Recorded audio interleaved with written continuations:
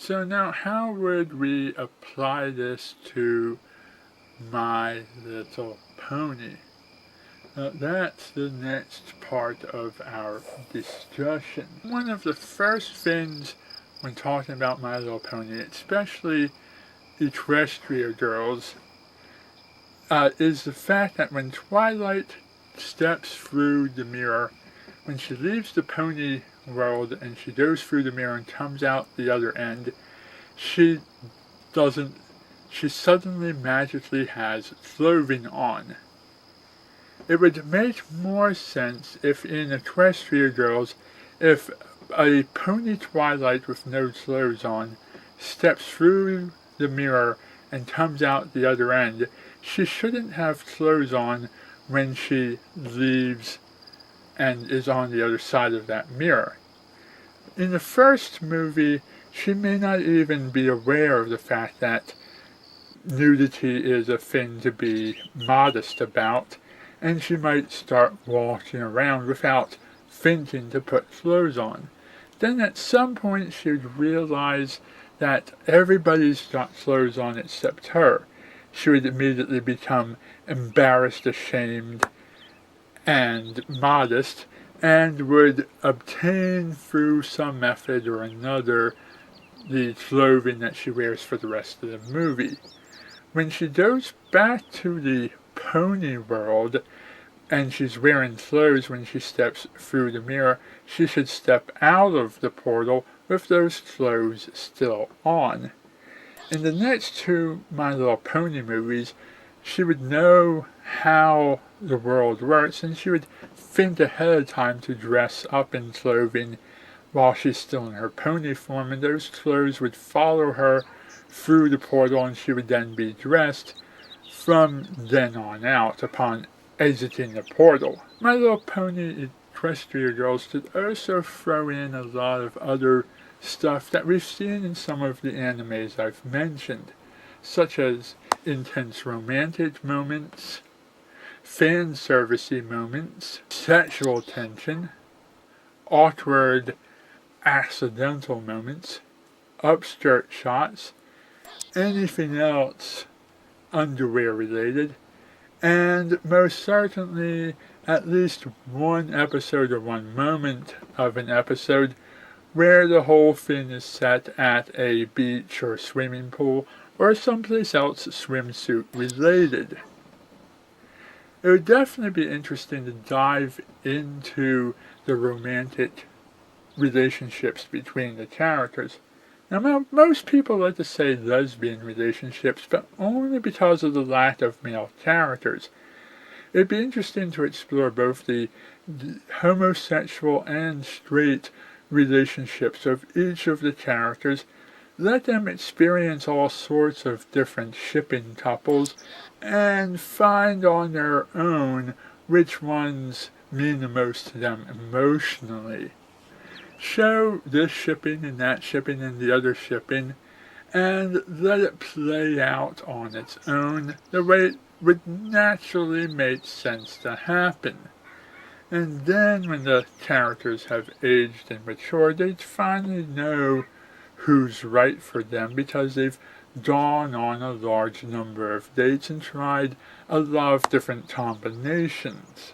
Another thing you could do is especially with something like Princess Cadance and Shining Armor, you could show how deeply in love they are, eventually get into the whole pregnancy thing, and even show that little bit of a round belly. The next thing would be the violence. If you turn the violence up just a little bit more, it could be a little bit more realistic. My Little Pony did a lot of amazing stuff with their fighting sequences, but they still had that rule that says Twilight Sparkle cannot punch T-Rex in the face, which is an odd rule considering all of the other amazing things they were able to work into that fight. But still, being able to increase the violence a little bit more and even put lives on the line would increase the drama and add to the realism. Even the Powerpuff Girls were allowed to punch out teeth and spill a little blood now and then. Although the remake has severely nerfed their superpowers, the original Powerpuff Girls were able to pull off some nice violence in their day, as well as was Samurai Jack and the Star Wars animated series. Another thing that could add to My Little Pony would be if they allowed occasional swearing. I'm not saying all the time like you're the angry video game nerd, but a few swear words here and there once in a while would add to a realistic situation. Instead of saying, what the hey, have a character actually cuss in that situation. Or instead of saying, oh my goodness, have an actual swear word in that situation.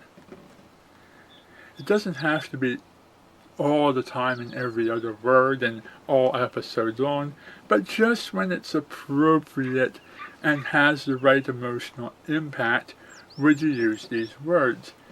I can't imagine someone like Fluttershy or Twilight being that much of a swearer. Rarity might occasionally, but probably would consider herself too proper and too ladylike to allow herself to swear, except in extreme conditions. I don't know if Pinkie Pie would be a swearer either. She seems to be a much more childlike and party-like and make everyone happy type of character, and that really wouldn't allow for a lot of swearing. But I do see Pinkie Pie as a type of pony who would go around grabbing people in inappropriate ways every once in a while. I think Applejack and Rainbow Dash would be the big foul-mouthed characters of the series, a lot more prone to cuss words and swearing and other vulgar, inappropriate behaviors, more so than anyone else. As far as the vices like alcohol and drugs and smoking, I could see some of that falling upon characters like Tree Hugger or Berry Punch. I could see a CMC episode where one of the CMCs starts picking up some kind of bad habit. Maybe two of them pick up a bad habit. Maybe cussing, maybe smoking, whatever. Then that bad habit is passed on to Sweetie Belle, and as she begins to get corrupted, it becomes a major issue, especially for Rarity. And that becomes the moment when the other characters have to stop doing the addictive wrong thing and start putting the CMC back on track and teaching them why these things are wrong and get them to stop doing it. When you take something like smoking or cussing or drinking or whatever and you show why it's wrong, that becomes a much more acceptable use of the content than turning it into a stoner comedy. Also, I think it could benefit My Little Pony some if you could actually show that the lives of characters were on the line. Just as the Joker going after Robin and Batgirl in Under the Red Hood and The Killing Joke adds a little bit of extra drama to those shows, so too could putting lives on the line benefit My Little Pony. It would help drive the characters with motivation to become better heroes and cause the audience to get worried that maybe an episode won't end well. And just like Avatar: The Last Airbender or Korra, you could have an occasional episode with a less than happy ending. It wouldn't go as dark and depressing as Flashpoint or kill everyone off just to resurrect them like you would in Blackest Night, but it would be interesting to take certain characters and either kill them off or leave them on an unhappy note to help drive home that whole idea of, yes, you messed up, you had a failure, you didn't get the perfect resolution like you would have wanted, but you still came out on top and still had something good happen. You still took a step forward even though you suffered some major setbacks. I also think it would be interesting if My Little Pony had an episode where one of the major characters got turned to the dark side and went evil, or turned out to have been evil all along. If you can have something like that happen where somebody good or someone nice turns out to be really dark and evil, it suddenly makes you wonder, who can you trust? It's a nice little plot twist, and one that My Little Pony doesn't get to do that often. You can even have an episode where the characters encounter a villain, and then they reform that villain, and that villain becomes an anti-hero. Someone who tries to do good things and save lives and do the right stuff and help make the world better, but they just go about it in a way that's a little more evil, a little darker, a little more violent than normal. And you don't even have to make an episode completely all about nudity and sex and violence and drugs and stuff like that.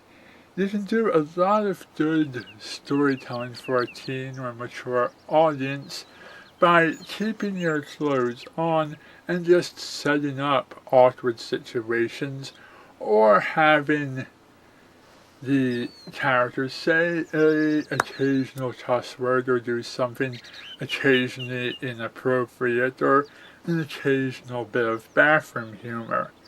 In a show like Azumanga Daioh, the characters were able to have teen audience and mature audience moments without the necessity of taking off their clothes or getting high or drunk or being violent or spilling blood. Even Read or Die was able to bring that sort of drama to the table without crossing the line into completely inappropriate material. So yes, a lot of these sexual tension moments, a lot of these mature moments and other such subjects can be talked about without traveling into the R rating.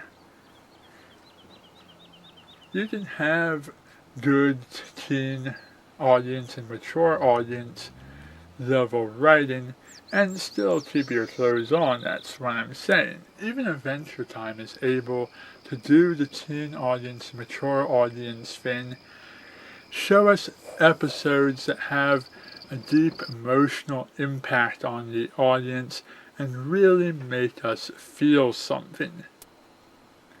There are things with Adventure Time where the comedy is a bit hit or miss, or where the episode can be a bit weird at times, but for the most part they're able to do that sort of content without crossing the line and doing it in the wrong way.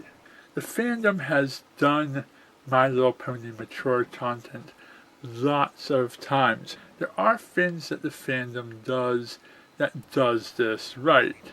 Just as much there is stuff that the fandom does that goes too far in the wrong direction.